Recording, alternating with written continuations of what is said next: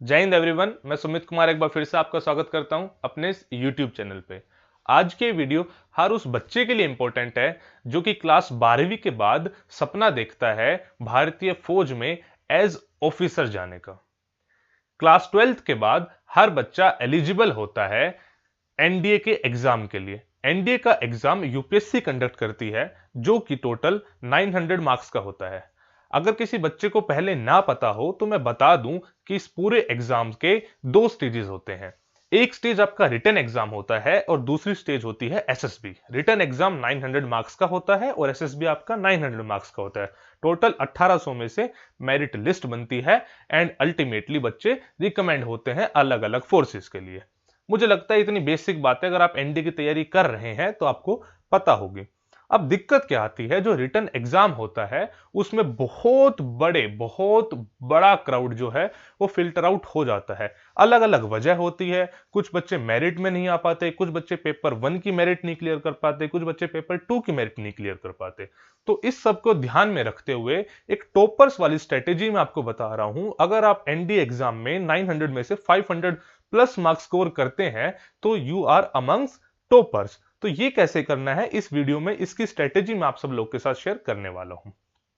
जैसे कि मैंने बताया, टोटल 900 मार्क्स का रिटर्न एग्जाम होता है। उसको दो पोर्शन में हमें डिवाइड किया हुआ है। हमने कहा यूपीएससी ने डिवाइड किया हुआ है। Maths 300 marks, GAT 600 marks. GAT stand for general ability test. Paper 1 and paper 2।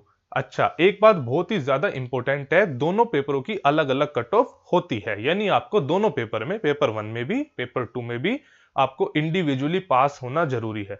वो पासिंग परसेंटेज कितनी होती है वो यूपीएससी हर साल अलग अलग लेवल पे डिसाइड करती है। काफी बार 25% होती है, काफी बार 20% भी गई है और 30% तक भी जाती है। आप मोटा मोटा 25 से 30% मान लीजिए कि आपको पेपर 1 एंड पेपर 2 में इंडिविजुअली 25 से 30% मार्क्स स्कोर करने पड़ेंगे। हायर एंड पे मान के चलो तो 30% मार्क्स स्कोर करने पड़ेंगे। ठीक है, 300 में से 30% अलग, जीएटी में 600 में से 30% अलग।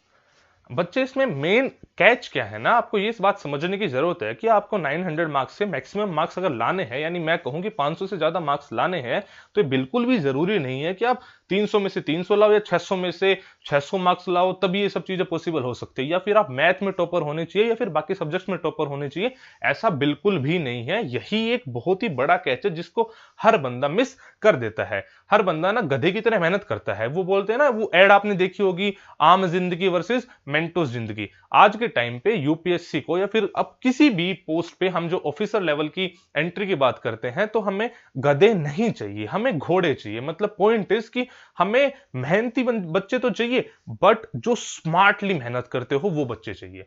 तो उसके लिए होता क्या है ना कि कुछ बच्चों की मैथ्स बड़ी अच्छी होती है, तो बच्चा क्या करता है कि पूरे time maths maths maths maths करता रहता है, 300 में से 200 प्लस स्कोर कर भी लेता है, लेकिन वो जीएटी कट ऑफ क्लियर नहीं कर पाता। कुछ बच्चों की मैथ्स बहुत वीक होती है, वो मैथ्स की कट ऑफ क्लियर नहीं कर पाते हैं और जीएटी में बहुत अच्छा स्कोर पा लेते हैं। इनफैक्ट मैं कुछ बच्चों को ऐसे भी जानता हूं जिनके जीएटी में 600 में से 500 प्लस मार्क्स आए, बट भाई साहब मैथ में उनके 75 मार्क्स भी नहीं आ पाए। तो क्या फायदा उस 500 प्लस मार्क्स का? बात सही है। तो आपको स्मार्टली वर्क करने की जरूरत है। सबसे पहले तो इस बात को बच्चे समझो कि जब तक मैथ्स का पेपर क्लियर नहीं होगा, जब तक आपका जीएटी का पेपर चेक नहीं होने वाला है। यानी आपके मैथ्स में 30% कैलकुलेट करें 300 का तो 90 मार्क्स हो गए, 25 करें तो 75 होंगे। तो मिनिमम 75 मार्क्स अगर आपके मॉक टेस्ट में आ रहे हैं तो ही आप उम्मीद मान के चलो कि आप एलिजिबल होने वाले हो पेपर 2 के लिए। ठीक है, और उसी हिसाब से अपनी स्ट्रेटेजी भी देख लो कि भाई साहब अगर आप 75 से 90 के बीच में या उससे ऊपर आप स्कोर कर रहे हो तो आप अपनी स्ट्रेटेजी अकॉर्डिंगली मैनेज कर सकते हो। अब इसमें मैं जो मेंटोस जिंदगी और आम जिंदगी कह रहा हूं, ये क्या है, होता क्या है ना, एनडी एक ऐसा एग्जाम है जिसको क्लास 12th के बाद हर बच्चा दे सकता है, चाहे वो आर्ट्स का हो, चाहे साइंस का हो, चाहे कॉमर्स का हो। वो बात अलग है, साइंस वालों के पास ऑप्शन ज्यादा हो जाते हैं, बट बच्चा तीनों दे सकता है। और यूपीएससी को इस बात को ध्यान में रख के पेपर बनाना पड़ता है कि तीनों स्ट्रीम के बच्चे पेपर दे रहे हैं। तो भाई साहब है क्या ना, जो सिर्फ साइंस वाला बच्चा है उसके लिए भी कुछ ना कुछ तो कमजोर पेच है, जैसे कि जीएस वाला पोर्शन, और जो आर्ट्स वाला बच्चा है उसके लिए कमजोर पेच है। आप देख रहे हो मैथ और साइंस के सब्जेक्ट, तो वो एक बैलेंस सा पेपर देती है और एक एवरेज सा पेपर होता है। एनडी का पेपर बहुत ज्यादा टफ पेपर नहीं होता है। एक एवरेज बच्चा एनडी के एग्जाम में टॉप कर सकता है, बशर्ते ही वर्क्स स्मार्टली। कैसे करना है, सपोज करो कि आप साइंस स्ट्रीम के स्टूडेंट हो तो मैं मानता हूं कि आप अगर मोर देन एवरेज बच्चे हो तो आपने इतना तो सीख ही लिया होगा एनडी के एग्जाम को देख के कि भाई साहब अगर आप फिजिक्स 100 नंबर की आ रही है तो आप उसमें से आराम से 30 से 40 मार्क्स ला सकते हैं। जो एनडी की फिजिक्स आती है वो बहुत ज्यादा डेप्थ वाली नहीं आती है। जो आईआईटी की लेवल की फिजिक्स होती है और जो एनडी की लेवल की फिजिक्स होती है इसमें बहुत ज्यादा डिफरेंस होता है। अगर आपने 12th आपने ध्यान से पढ़ी है तब भी you are equally eligible to score more than 50% marks in physics. Clear है मेरा point? Same with chemistry, same with biology. अगर आपके पास ये वाले सब्जेक्ट है तो मैं सपोज करके चल रहा हूं कि आप मैथ में 75 से 90% मार्क्स मतलब 75 टू 90 मार्क्स ला रहे हैं। तो भाई साहब अब दो सिचुएशन है, मैं हूं साइंस स्ट्रीम का एवरेज बच्चा। अब मेरे पास दो ऑप्शन है, जो मेरा फिजिक्स में 40 या 50% मार्क्स आ रहे हैं, 100 में से 40 से 50 मार्क्स आ रहे हैं। अब मेरे पास दो ऑप्शन है, या तो मैं 40-50 मार्क्स को 70-80 की तरफ लेके जाऊं, या फिर मैं किसी और सब्जेक्ट में 30-40 मार्क्स ले लूं। अब मैं वही आपको बताना चाह रहा हूं, किसी और सब्जेक्ट में 30-40 मार्क्स लेने ना कंपेरेटिवली इजी होता है। किसी भी पेपर में, चाहे वो कोई भी पेपर हो, कोई भी कॉम्पिटेटिव एग्जाम हो, हर सब्जेक्ट के पोर्शन डिवाइड होते हैं। अगर 100 नंबर का टोटल पेपर है तो 30% उसको इजी बनाना ही पड़ेगा, 35 से 40% उसको मीडियम लेवल का पेपर बनाना पड़ेगा, और बाकी जो 30% या 20% के आसपास बच गया है पेपर, वो उसको डिफिकल्ट बनाना पड़ेगा। मैं उस 20% को तो गोली मार रहा हूं, मुझे कोई मतलब नहीं है उससे मुझे मतलब है इजी एंड मीडियम जो लेवल का पेपर आता है। अगर आप हर सब्जेक्ट का इजी पोर्शन भी कवर करते हो तब भी आप बहुत अच्छा स्कोर कर सकते हो। तो मैं आपको ये कहना चाह रहा हूं, जो फिजिक्स में आपने 50 नंबर ले लिए है 100 में से, अब आप उस 50 से 80 तक बढ़ना है, यानी 30 नंबर का स्ट्रेच आपको बढ़ाना है। तो भाई साहब आपको बहुत ज्यादा मेहनत करनी पड़ेगी। उसी की बजाय आप वो 30 मार्क्स हिस्ट्री पढ़ के ले लीजिए, ज्योग्राफी पढ़ के ले लीजिए, या करंट अफेयर पढ़ के ले लीजिए। That would be comparatively easy, because आप अगर स्मार्टली ये सब्जेक्ट पढ़ते हैं, जो जीएस के सब्जेक्ट पढ़ते हैं, जो मैं पढ़ाता हूं, अगर आप वो सब्जेक्ट पढ़ते हैं तो होगा क्या ना, जैसे मान लो टोटल मेरा फॉर्मूला है 80-60%, मैं आपको पूरा सिलेबस नहीं पढ़ा रहा हूं, मैं आपको कम टाइम में सिर्फ वो टॉपिक पढ़ा दूंगा जो कि ज्यादा ज्यादा आते हैं पेपर में। चलो ठीक है, अगर मैंने 80% सिलेबस पढ़ाया, उसमें से आपको 60% भी याद रह गया, तब भी it is much more than enough to score 500+ marks.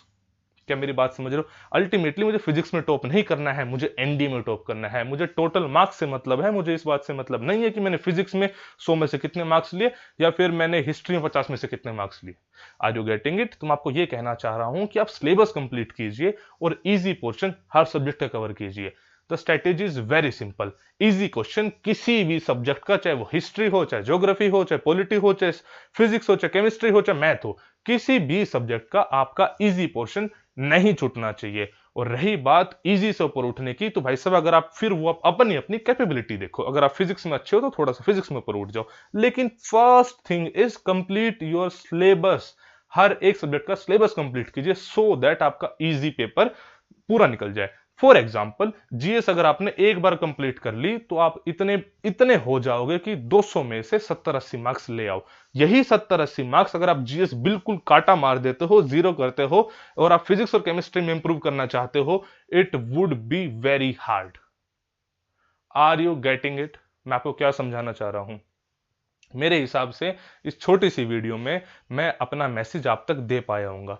इसी स्ट्रेटेजी को बहुत सारे बच्चों ने एनडी 2020 में फॉलो करा, और मेरे पढ़ाए हुए 350 से ज्यादा बच्चे एसएसबी के लिए अपीयर हुए, जिसमें से बहुत सारे बच्चे रिकमेंड भी हो गए हैं।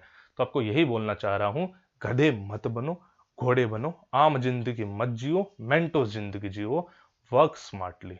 Only then you will be able to be an officer in any government service. और यहां तो फौज है, तो फौज में तो एक अलग ही बात चाहिए होती है, वो स्ट्रेटेजी, वो planning they require from you. ठीक है, बहुत ही सिंपल। सारा सिलेबस, इजी पोर्शन कहीं का भी ना छूटे। अपने आप को फिल्टर लगाओ कि अच्छा मैंने इतना पढ़ लिया है, मुझे इतना ऊपर जाना है, तो मैं ये सब्जेक्ट भी पिक कर सकता हूं, ये भी पिक कर सकता हूं, ये भी पिक कर सकता हूं। मैं उम्मीद करता हूं कि आपको मेरे एफर्ट्स पसंद आ रहे होंगे। इसी तरह से और भी मैं स्ट्रेटेजी की स्मार्ट वीडियोस बनाता रहूंगा। आप अपनी तरफ से बेस्ट देते रहिए, हम दोनों मिलकर मेहनत करेंगे तो डेफिनेटली आप अपने जो आपका लक्ष्य है वहां तक जरूर पहुंच पाएंगे। मेरी तरफ से आप सभी को best of luck and best wishes for your bright future. जय हिंद, जय भारत। जल्दी मिलते हैं नेक्स्ट वीडियो में, तब तक आप चैनल को सब्सक्राइब कर दीजिए और अपने यारों दोस्तों को भी सब्सक्राइब करने को बोलिए। जय हिंद।